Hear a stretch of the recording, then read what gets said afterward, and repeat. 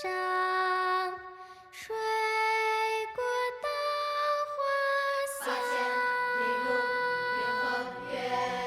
八千里路云和月，八千里路云和月，八千里路云和月，八千里路发出冠平安，八千小小雨歇，八千里路开望眼，八千仰天长啸，八千里路壮怀激烈，壮怀激烈，壮怀激烈，壮怀激烈，壮怀激烈，壮怀激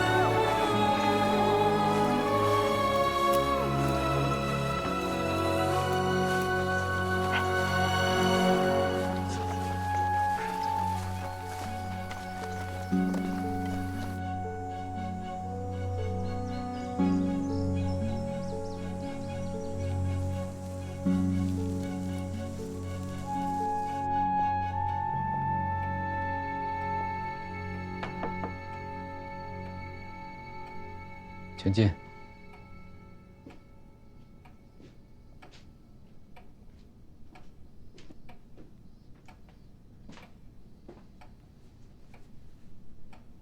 今天还要读书吗，田先生？当然。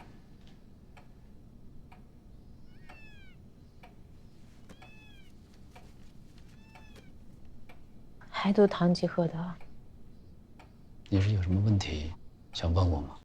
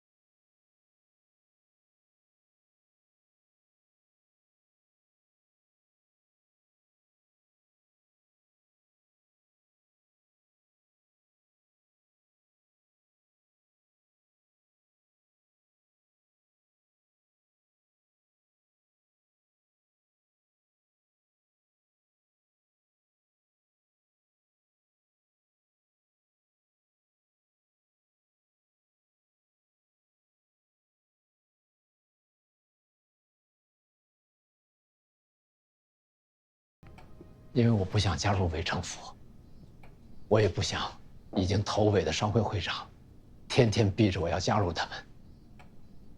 我没有别的办法，我只能打我自己一枪，跟他们说我贪生怕死。我不是没想过别的办法，为了讨回我军管里的工厂，我去求我10几年的老同学工藤，你见过他，我去求他帮忙。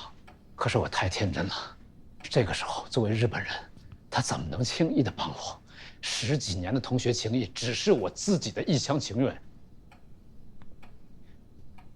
我其实根本就不在乎别人说我是不是汉奸，我也不在乎别人说我是不是贪生怕死。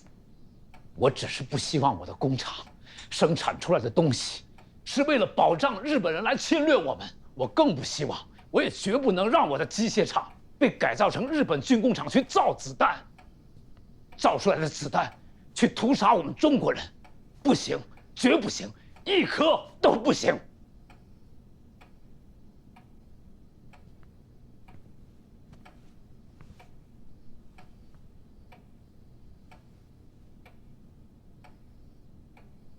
为什么要跟我说这些？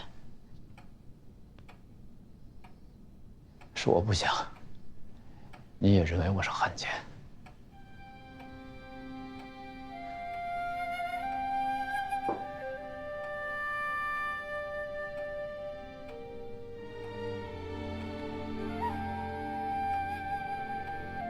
对不起，是我误解你了。误解我的又不止你一个，应该说对不起的是我。我是想拜托你，刚才我说的那些话，我不想让第2个人知道。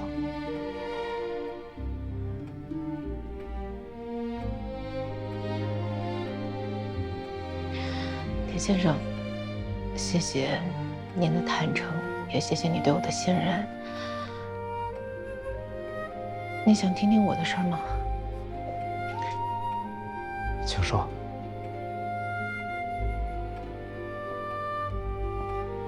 我有一个朋友，正在筹措义卖，为难民捐款。去帮助需要帮助的人，是我一直想做的事。哪怕这件事情小得像微尘一样，只要我可以处理，我就想去做。哪里的义卖？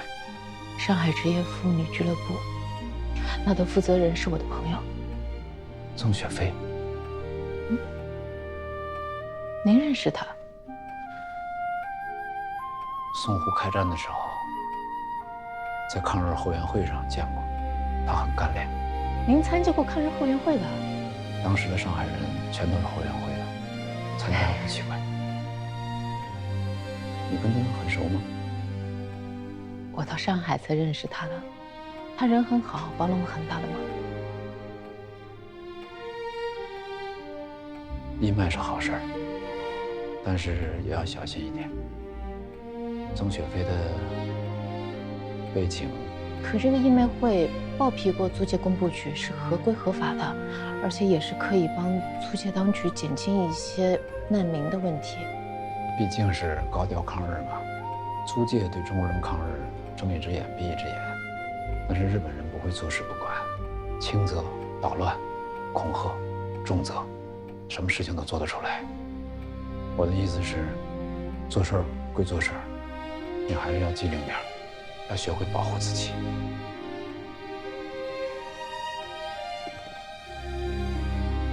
谢谢田先生。只是之后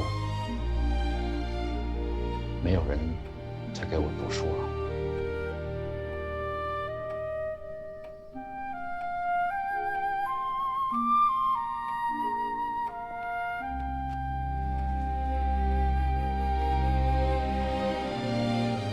之前是请辞，现在是请假，如果您同意的话。谢谢。还是唐吉诃德？当然。那就还从书签这儿开始。当然。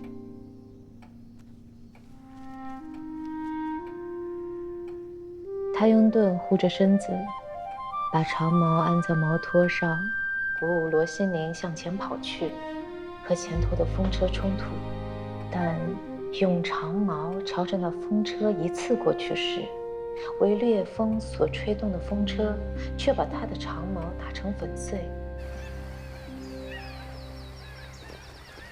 鸿雁于飞，肃肃其余。长风万里送秋雁，对此可以酣高楼。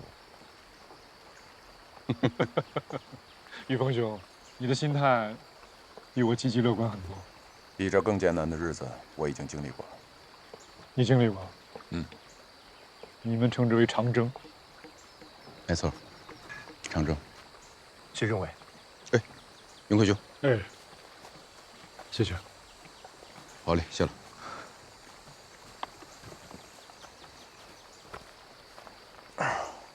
但是好在啊，现在中国人打中国人的日子已经过去了，我相信以后会越来越好。嗯，会越来越好。后面什么打算？他们去皖南根据地，我去鄂豫边境。你一个人去敌后啊？习惯了，就像一个游方僧，独行客。哼，你呢？我无处可去。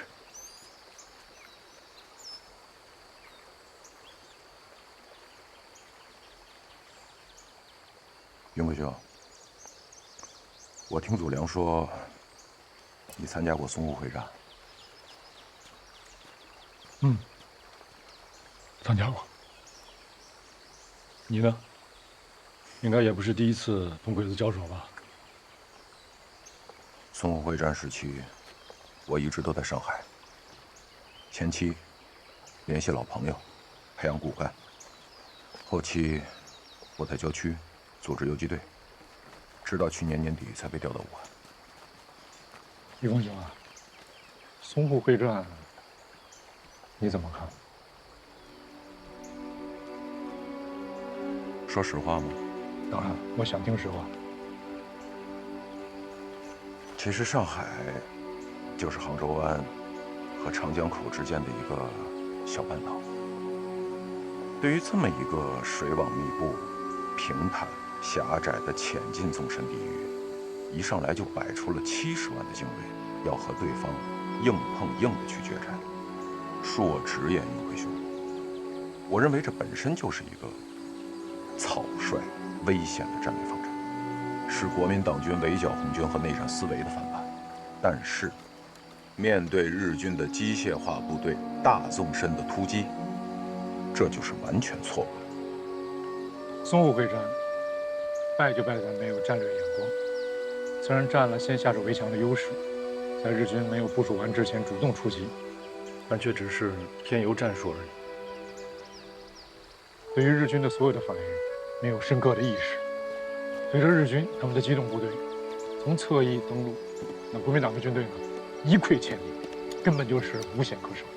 而在这种情况下，纵然投入再多的兵力，最后也只能是被一一的击破，唯有退守南京。既没有纵深梯次的配置，也缺乏反突击预备队，一线部署年长进水，在日军舰炮下徒增伤亡。二线的兵力呢，无法支援一线的兵力，而且互相之间无法形成犄角之势，这就直接给了日军分割、围堵、聚歼这些大大的机会。而且防御体系被割裂以后，增援部队还只是慢悠悠的天佑，没能组织起强大的战役反突击，这就更导致了守军被日军死死地咬住，无法脱身。那么最终就只能变成一地一城的孤自奋战。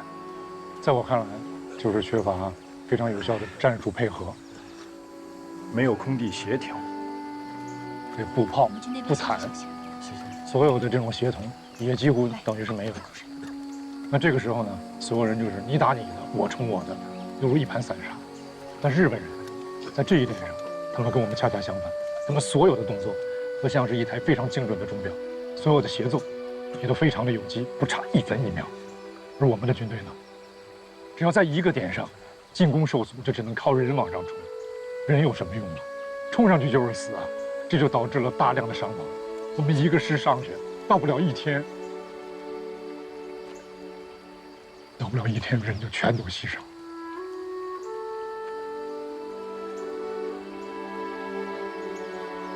将士们的忠勇可歌可泣。但是话说回来，经此一役，精锐主力全被打残，这就直接导致了南京失守，日军长驱直入，直捣中原。那个时候我在乡下，放眼望去，全是散兵游勇，丢盔卸甲，惨不忍睹。百姓何辜啊？逃命的，反抗的，被抢劫的。实不相瞒，云奎兄，当时我看到这些，整个就是一个无政府的状态，我脑子里头只有一个念头，那就是中国的前途绝对不能交到这样的统帅手里。像这样一盘散沙的抗战，中国就完了。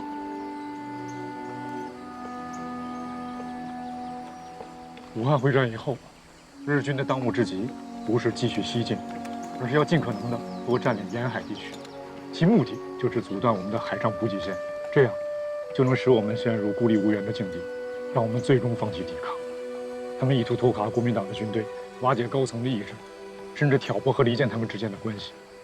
同时呢，他们还在集中兵力去清剿占领区的抵抗力量，比如说八路军、新四军，他们唯有消灭了这些有生力量，才能更多的搜刮占领区的所有资源，以弥补他们捉襟见肘的日本战时经济。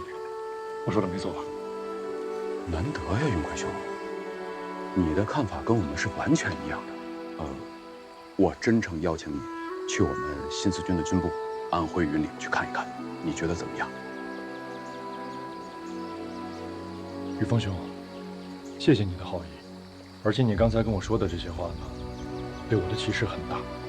我想自己去闯一闯，做一个游方僧，做一个独行客。那我的祖籍是海文，我想回到海文去，尝试联络故旧，发展独立的抗日武装。一切顺利。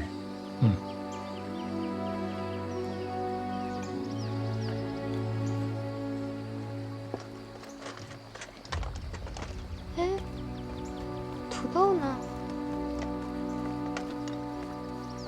记得我装了。给，吃这个。谢谢姐。来，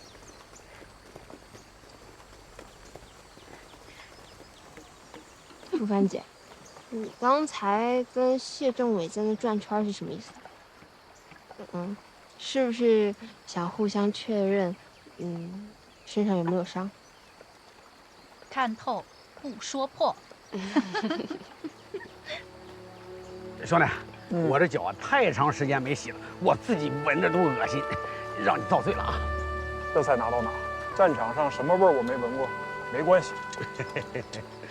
在钢铁厂的时候，你说船到了我就死了，咱们不都好好的坐着船过来了吗？算命的早就说我有9条命，死不了吧？来试试。啊？啥意思？哦，呀，哎呀，这，你行啊！哎呀，有2下子呀！李峰兄，我还有一个问题想请教你。请讲。贵党的毛泽东主席曾经说过，兵民是胜利之本。这句话究竟该做何理解？我在延安康大上学的时候，毛主席说，真正的铜墙铁壁是什么？是群众，是千百万真心实意的拥护革命的群众，他们才是真正的铜墙铁壁，是任何力量都打不破的。4万万群众齐心协力，发扬军民在战争中自觉的梦想，这样齐心才使我们抗日战争有了胜利的最根本的基础，动员起全国的老百姓，汇聚成为献地于灭顶之灾的汪洋大海。只有充分依靠人民群众的战争，才能取得最终的胜利。我还挺羡慕你的，凤兰姐。你们新四军女兵多吗？多。那如果想加入新四军女兵的话，是不是还得把辫子剪了？我们有规定，都得齐耳短发。哦，我们还有一首歌谣，歌词是这么写的：脚不裹，发不盘，剪个毛盖变红男。跟着队伍打江山呀，打江山！想当新四军女兵的话，有什么要求吗？小月，只要有一颗爱国的心，就可以加入我们。我们现在的队伍里有江西的、安徽的、江苏的、山东的，全国各地哪儿的都有。他们之前有的在地主家当丫鬟，有的是被欺压的女工，还有逃婚的，当然了，也有女学生，做啥的都有。那你之前是干什么的呀？我当过小学教员，教孩子们识字、唱歌。唱歌？那你唱歌肯定很好听，你给我们唱一个呗，来一个。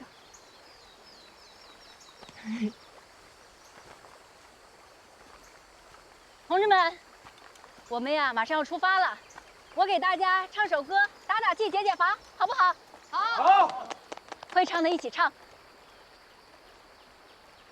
万里长城万里长，长城外面是故乡，高粱飞大豆香，遍地黄金少宰羊。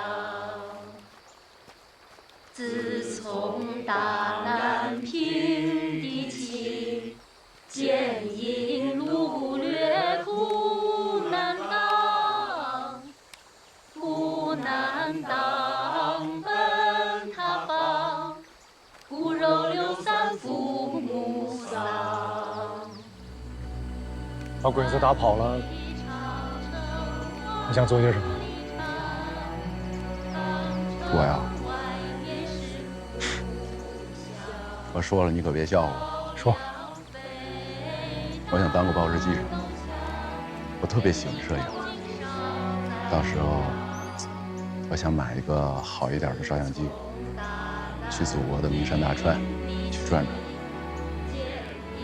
骏马秋风塞北，杏花烟雨渐晚，记录一下这个英雄的时代。哎，你呢？我喜欢机械。我想自己造一台汽车。哦，将来不打仗了，刀枪入库，化剑为犁。我也想去看一看海上生明月，月有大江流，去感受一下大漠孤烟直，长河落日圆。壮美，壮美。万里长城万里长，长城外面是故乡，4万万同胞心一样，心的长城万里长。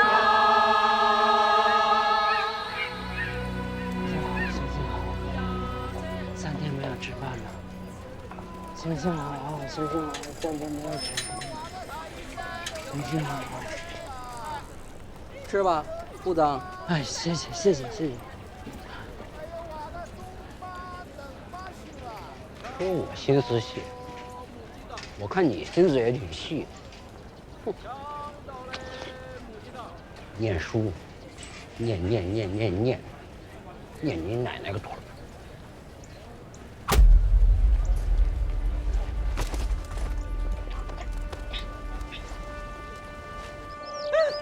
你们要干什么？你们要干什么？你们要干什么？我就那点钱，那是我买菜的钱，你们全都拿去吧，全拿去吧！老大饶命啊！老大饶命！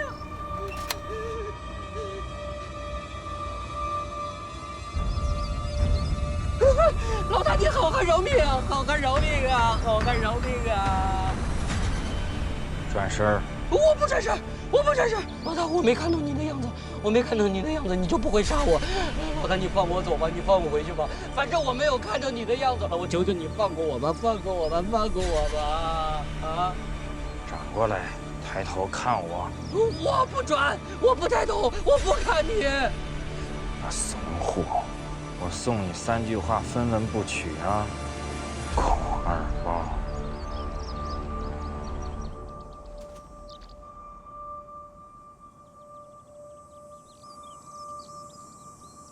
瞎子，敬旅长，敬于连长，敬王排长，敬铁塔，敬吴有才，敬秀，敬死在柳镇的那49个弟兄，敬我们全旅所有在淞沪死了的将士们。干！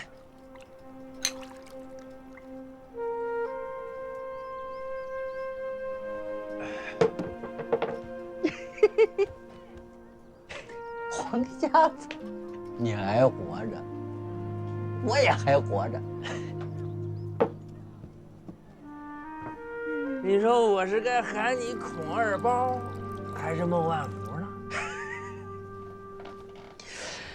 孟万福，孟万福，如假包换的孟万福。那孟万福，你怎么就带着旅长太太和他爹住进那汉奸田家泰家里啊？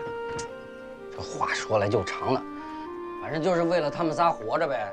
然后旅长的太太呢，就演我的太太；旅长他爹呢，就是我爹；旅长他儿子就是我儿子。反正就是稀里糊涂、乱七八糟的，就一直到现在了。那旅长太太怎么跟那汉奸田家泰有一腿啊？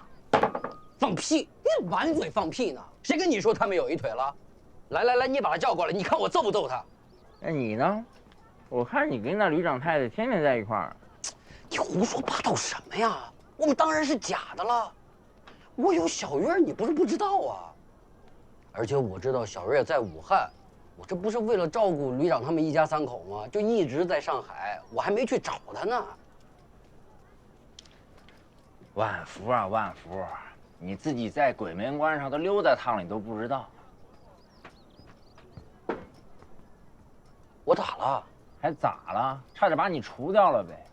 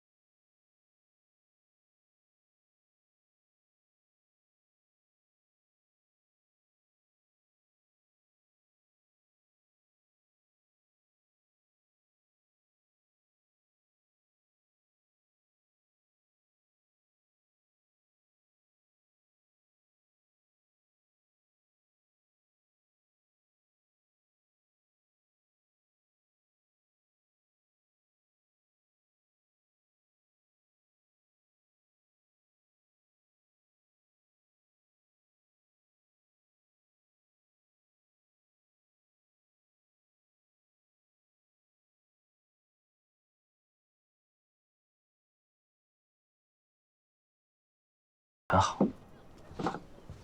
田先生不是汉奸，瞎子你们杀错了。田家泰不是汉奸，人家是实业家，人上辈子积的福，这辈子活该他趁钱，你知道吗？是，我知道他跟日本人有来往，但那不是日本当兵的呀，那是他大学同学，是那个叫什么来着？经济学教授。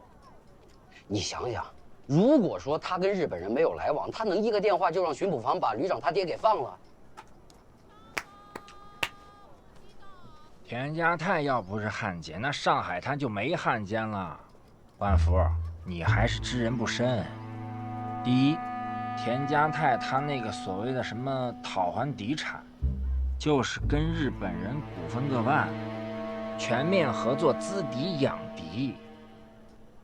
第二，他支持原上海总商会会长邵逆出任伪上海市政府职务，自己还拟出任伪上海市经济专员，这还不是汉奸？哎呦，我听不懂你这些乱七八糟的，我只知道他救了太爷，我现在还吃着人家的饭呢。旅长太太给他念书，那挣的还是人家的钱呢。两码事儿，你们没有卖国，没有参与卖国行径，那当然好。假若，我是说假若，那如果旅长太太贞洁不保，与他有染，更甚参与了卖国行径，那我们只能照杀不误。不至于，我跟你说，有我在，绝对不至于。旅长太太也绝不至于。不是，你们就不能跟田先生，姓田的，你们就不能跟他商量商量吗？让他转过身儿来，哎，为咱们这边来服务，不就完了吗？我跟你说，田先生这人脑子可灵光了，而且还有文化。他跟旅长的爹就挺聊得来的，而且他还懂不少古文呢。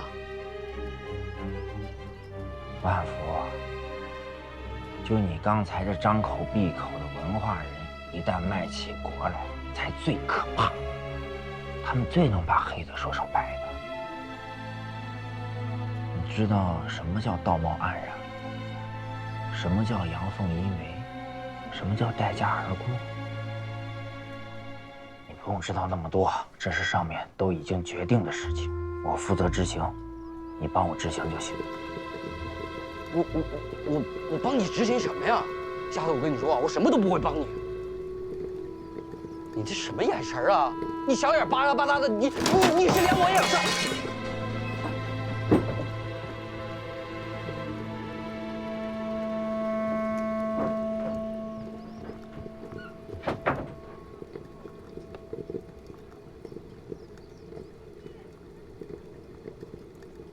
万福，我相信你不会出卖我。不急，我给你时间考虑。等你想好了，你来找我。回去吧。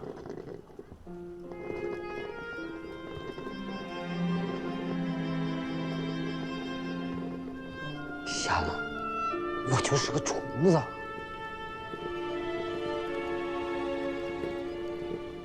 你还是87旅的一个兵。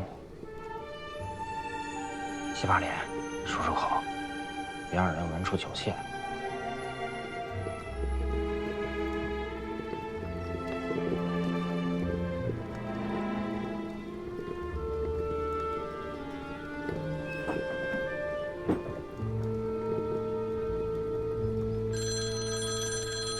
黄铜怀表一只。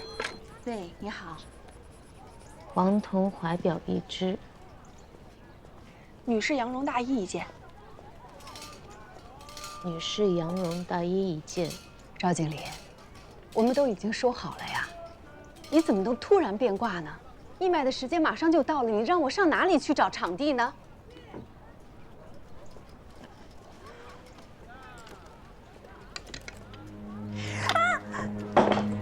怎么了？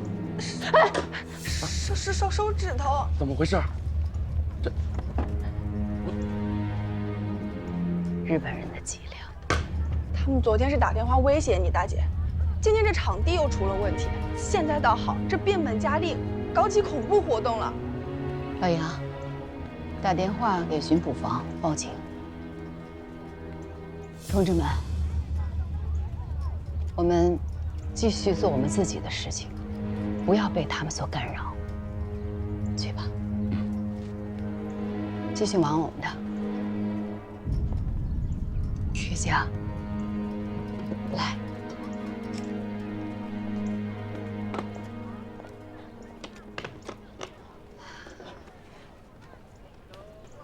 害怕日本特务吗？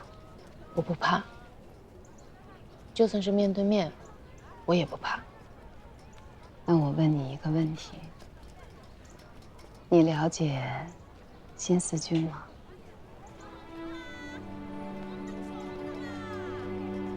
我知道，这是一支共产党的抗日队伍，军长是叶挺。我们义卖所得，不仅会给周围的难民，还要用于为新四军征募免役。那难怪日本人会这么痛恨义卖会了。是啊，最近这段时间，苏界里的日本特务在进行恐怖行动，包括对工董局、工部局的辖制。他们是试图让上海人民闭嘴。但是他们从来都没有浇灭我们对抗日的热情。日本人还试图用打压我们来杀一儆百，所以我们现在不仅仅不能够退让，反而要把我们的义卖活动搞得风生水起，热热闹闹。哦，对了，你今天回家替我谢谢田先生啊。田家泰？是啊。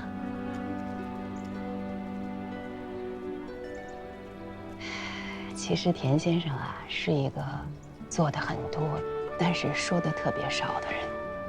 他在淞沪会战刚刚开始的时候，就带领他的工人们搞了一个伤员救助队，还为我们的战地医院增设了病房。再后来，我们前方吃紧的时候，他又为我们捐赠了一大批的雨衣，还有药品。日军占领华界之后，田先生就不直接出面了。但是他还是以匿名的形式，陆陆续续向我们捐赠了上万元的热化用品，包括我们这一次的义卖。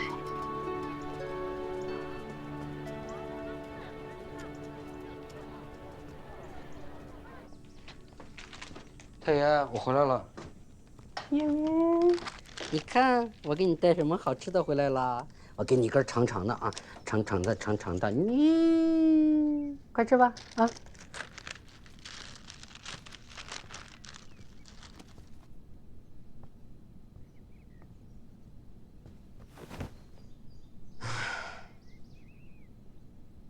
万福啊，你怎么不开心呢？有什么心事啊？太爷，您说什么是汉奸？投靠异族，欺负中国人是汉奸。那没欺负过中国人的算汉奸吗？两国相争，为日本人办事，是汉奸。那什么样的汉奸该杀呢？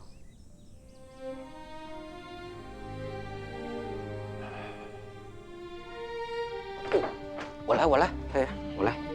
万福啊，哎，《红楼梦》当中啊，有一句话说得好：家大业大的，外面杀进来，一时也杀不完。要是自杀自灭的话，那就会一败涂地。要不是汉奸，鬼子杀进来，他似蛇吞象，也不会长久。也正是因为有汉奸的帮衬，所以他们才能成立伪政府，让咱们中国成为附庸。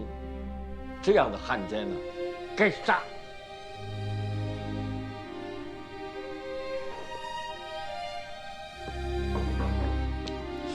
你怎么想起来说这个呀？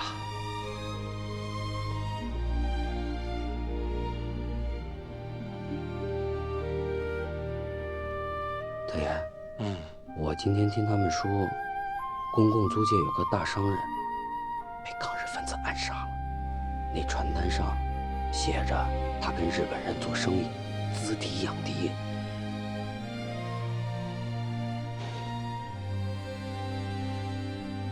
那你是替田先生担心了？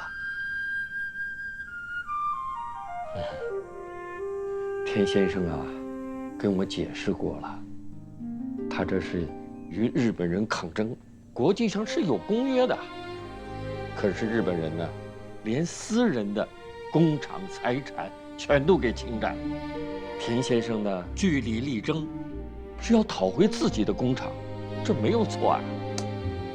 是，他是在跟日本人争，可是，在外人眼中，他跟日本人来来往往那么密切，别说外人了，就连我们都觉得他不清不楚的。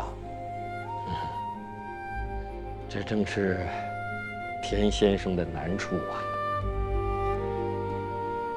你看，这个日本人呐，肆意的践踏国际公约，巧取豪夺，总得有人站出来说话吧。